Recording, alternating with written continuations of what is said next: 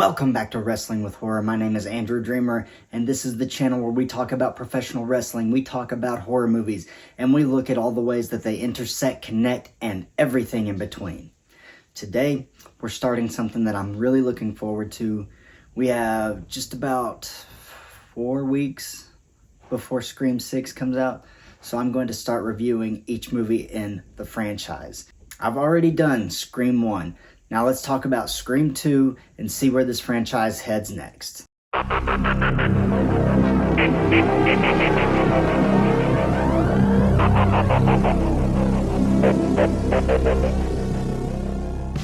So this film starts with Sidney Prescott trying to move on with her life. She's at Windsor College now. She's moved away from Woodsboro.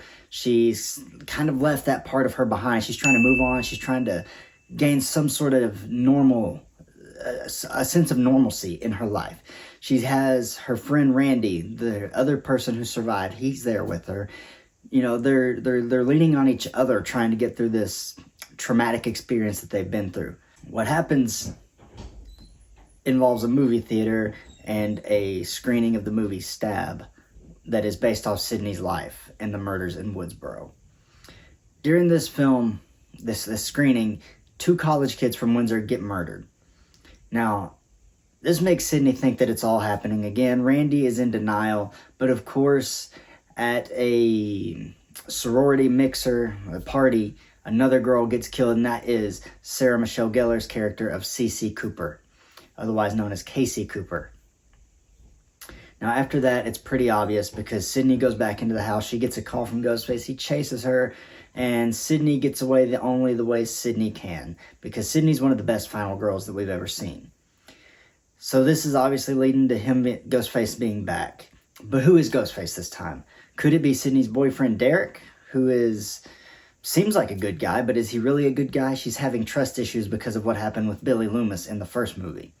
So we don't really know yet. Dewey thinks it's awfully suspicious as well. During the film, Dewey and Gail start reconnecting after kind of being at each other, and Dewey being upset that she she just makes fun of him in her book, which is horrible to do, especially to somebody like Dewey, who we all love. So they start reconnecting. They come closer. They start, they're investigating this crime together when we get the first gut punch of this franchise. In this big courtyard on campus, they get a phone call. Randy's talking to the killer. Dewey and Gail go to look for him, and then Randy's killed. He's pulled into Joel's van. Joel is Gail's cameraman, but Randy's pulled into his van, and he's just slashed and just murdered violently.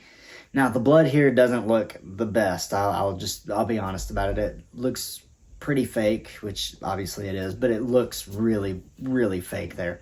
So with Randy dead and Joel quitting his job after Randy's death, that leaves Dewey and Gail to kind of comb through Joel's camera footage, trying to find some other clues about the killer, when they find some other footage mixed in there that was shot by the killer. Now that is a clue in of itself, considering, one thing that happened earlier, which I'll get into in just a moment. That's when Ghostface shows back up. He chases Dewey and Gail, and we get Dewey getting stabbed in the back several times. He falls to the floor. We think he's dead again. Obviously, he's not. That's not going to happen for a few more movies, and I dread experiencing that again because that was hard for me, and I'll just be perfectly honest about it. But from there, Sidney's roommate and best friend Hallie is murdered by Ghostface as well. She runs back into the theater where we get Derek hanging from this contraption as it comes down from the rafters. She starts to untie him when Ghostface shows up, revealing himself to be Mickey, the creepy Tarantino film student, as Randy describes him. And when I said that it makes sense that the killer shot some footage of himself, is because earlier in the movie, that's Sidney's boyfriend, Mickey, is talking about shooting a documentary and asking Sid to be in it. So that's a clue. There's another clue earlier where Mickey says, why would anybody run back into that house? That he needs to learn he can't play hero in the 90s. There's all these little subtle things. Now, it's not the best reveal. Don't get me wrong. Timothy Olyphant is one of my favorite actors of all time. Justified is a fantastic TV show, and it's one of my favorite shows of all time. I think it's top 5 best shows of all time. But his reveal is not really the best. I think he's a good Ghostface. I just don't think the reveal was the best because you don't really have a lot setting it up. He's not really even in the movie like the past 45 minutes. He hasn't been in there since you got Derek singing in the cafeteria, which is a while ago. Then we get the other reveal, which it is obviously Debbie Salt, played by Laurie Metcalf from Roseanne. But Debbie Salt has another name, and that is Billy's mother. That's right, it's Billy Loomis's mother, and Sidney recognizes this right away. Nobody else says she's had some work done, whatever. But Sidney recognizes her, and then you get into this whole thing where Mickey's talking about wanting to be caught and go to trial and blame it on the movies when she shoots him. Mrs. Loomis shoots him and doesn't really kill him, but he's down for the count. Then you have Sidney and Mrs. Loomis having their final battle, and then Cotton shows up. And obviously he's never really going to hurt Sidney, but he saves the day. He shoots her. He shoots Mrs. Loomis. And then that's where our story ends for this film. Now, what I liked about this movie, I think it was written very well. It's a very serviceable sequel. It's one of the better sequels that you're going to get when it comes to horror franchises. I like a lot of the supporting characters. Like I said, Timothy Olyphant, one of my favorite actors. Laurie Metcalf's a good addition. Liev Schreiber has a bigger role in this movie.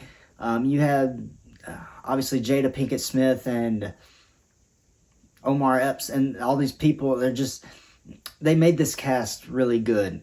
And it's nice to see. It looks like everybody had fun making this movie. I know there was a few things during the production that kind of made the shoot just stressful for everybody, and I know that stress is going to be quadrupled for Scream 3, so let's just be thankful for the little amount of stress we had on this one.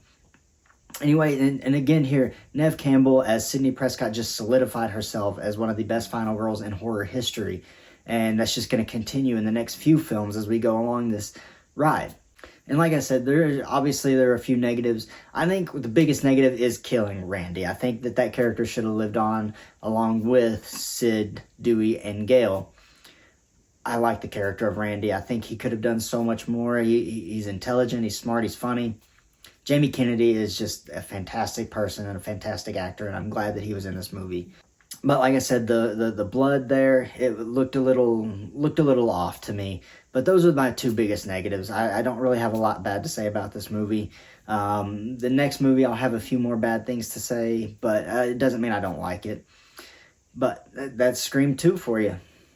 That's all my thoughts. I rewatched it today, and I just wanted to kind of immerse myself back in it. And like I said, next Friday, we're going to be doing Scream 3. The Friday after that, Scream 4. The Friday after that, Scream 2022. And the following Friday, I'm going to see Scream 6. And you're going to get that review as soon as I can possibly get it out to you.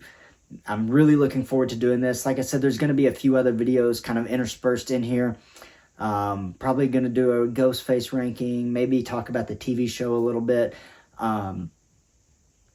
But I'm really looking forward to just kind of being immersed in the Scream franchise for a little while. I don't really do that much. I love the franchise, but I don't really just kind of immerse myself in it very much. So I'm really looking forward to doing that. Make sure you hit your subscribe button, turn that notification bell on. We're almost to 200 as I'm filming this. I would love to hit that goal very soon. But as always, my name is Andrew Dreamer, and this is Wrestling with Horror.